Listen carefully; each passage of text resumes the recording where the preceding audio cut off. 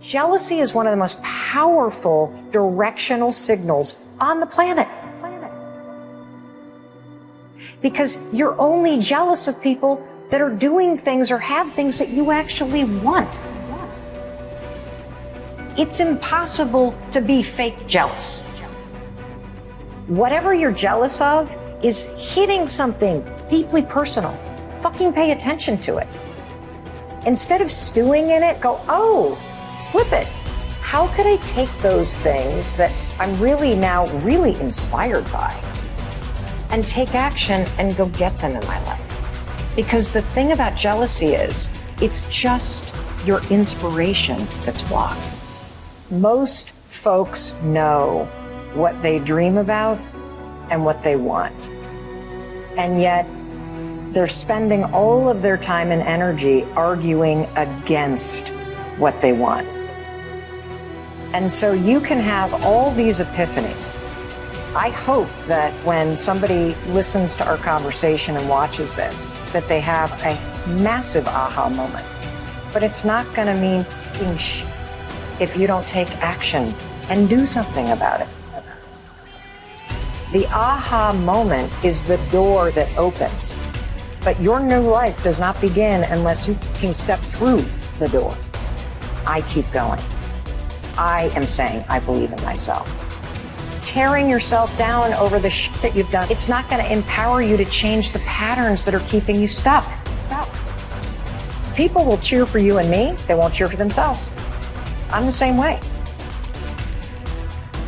The point of the story is it's so easy to see what somebody else should do. It's so easy to cheer for somebody else. We all do that, right? We cheer for our favorite sports teams. We follow our favorite influencers and authors. We plan birthday parties for our friends. We take on extra work from our colleagues. We support everyone around us. We do not know how to do it for ourselves. The most motivating force in the world on the planet, based on research, hands down, is empowerment, encouragement, support, and celebration. And for our entire lives, we have outsourced that to somebody else. And that moment in the mirror every morning could be a profound moment where you lift yourself up and you check back in with your intention.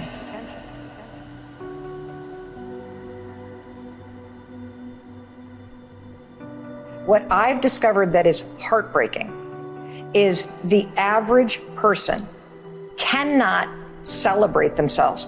I'm going to ask everybody who's watching this to tomorrow morning stand in front of the mirror. We're going to unpack this whole thing and try to high five yourself. You can't raise your hand to your own reflection without now grounding yourself in the moment. Instead of going, I got this, let's go, and high-fiving yourself to step forward, most of us go, I don't know if I'm worth it. I don't know if right now is the right time to do this. I don't think I'm good enough. I've failed so many times I can't go through that door. And that's the problem I want to attack right now.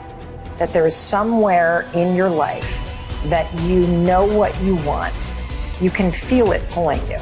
And you are actively arguing against it. You're bringing yourself down. You're beating yourself out. And so this Uber driver, I get into the car and we start driving, and I'm on the phone as we're driving, and I'm having a conversation with somebody about this daytime talk show that I launched, which was a dream with Sony Pictures Television, and then was promptly fired after season 1. It was a huge fucking failure because we didn't make it to season 2. Huge failure in real world terms. Massive success when it comes to the timeline of my life. And so I'm talking to this person about the talk show. I hang up the phone and this Uber driver comes alive. He's like, oh my gosh, I can't believe you're in my cab. And I'm like, why? And he says, because I want to talk to you about something. I think you can help me. And I'm like, great, how can I help you? And he says, I have a dream of being a Oscar-winning actor and creating opportunities for other Black and Latino men to do the same in acting. And I'm like, freaking fantastic. What the fuck are you doing in Dallas? Right? You know, the guy's 25. And so I go, you know, the game is in New York and LA.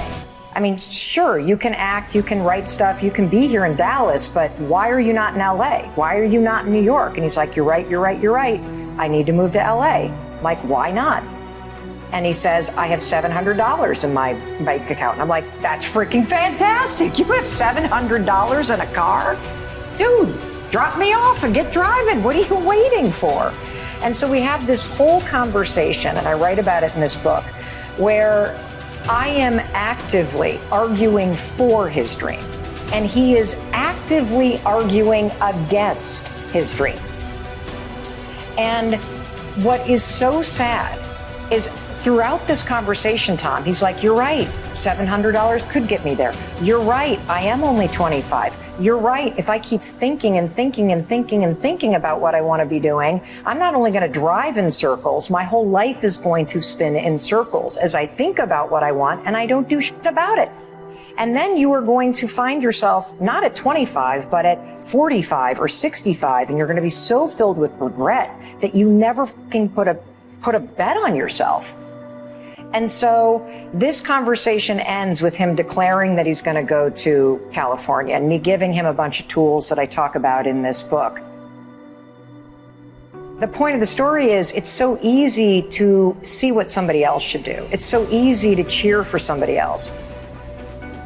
We do not know how to do it for ourselves. When somebody high-fives you, you feel seen, you feel heard, and you feel like somebody has acknowledged you for the unique person that you are. One of the biggest objections that people had to standing in front of the mirror, take a moment, look at yourself, and then raise your hand, is people said over and over and over again, I haven't done anything worthy of high-fiving. High-fiving feels like a celebration. I don't have the number on the scale that I want. I don't like my bank account. I don't enjoy what I do for a living. I've made a shitload of mistakes. I'm struggling with trauma. I don't have anything to celebrate. And what I realized is people are making a fundamental mistake.